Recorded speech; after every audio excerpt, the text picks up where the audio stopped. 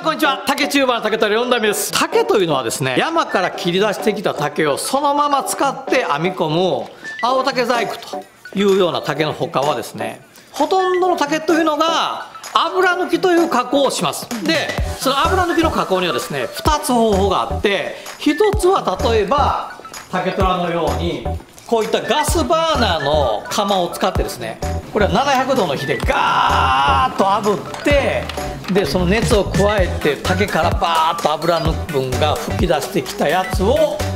きれいにウエスで吹き上げるという方法と、でもう一つがですね、ガスバーナーの火ではなくネットを使って湯抜きをするという作業があるんです。さて今日はですね、このガスバーナーで使った火抜きとはまた違う湯抜きという方法で、大きな妄想だけを吹き上げている作業をぜひご覧いただきたいなと思ってます。虎竹のような破竹は火抜き、間竹や妄想竹っていうのは湯抜きですることが多いんです。竹虎もですね、数年前までは間竹がたくさん入ってましたんで、湯抜き釜があって湯抜きをしておりました。朝の5時ぐらいからですね、火を焚いて川の水を熱して、で8時から社員が来てから湯抜きの作業を始めるというようなことが本当ね、毎年冬の風物詩のようにしてあったんですけど、今もやめてます。で大体その湯抜きの加工っていうのは、その加工業者自体が減ったりとかですね、もう白竹を利用する職人さんが減ったりしてますので、本当にですね、全国でもごくごく一部の会社がやってるだけの作業になりました。大きなですね、長い釜で湯気がもうもっと立ち込める中で大きな妄想だけを吹き上げていくという迫力の作業を今日はご覧いただきたいなと思ってますよ。ノーバンプノーライフ。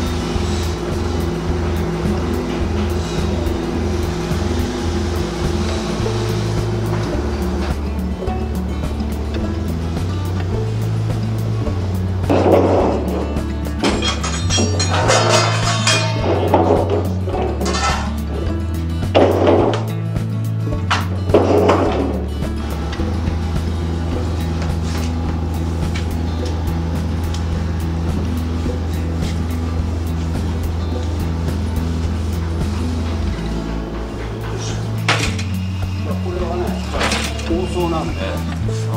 ある程度それぞれの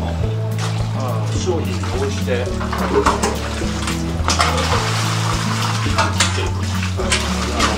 こはおちょこに使うとか、ここは何かに使うとかで注文に応じて。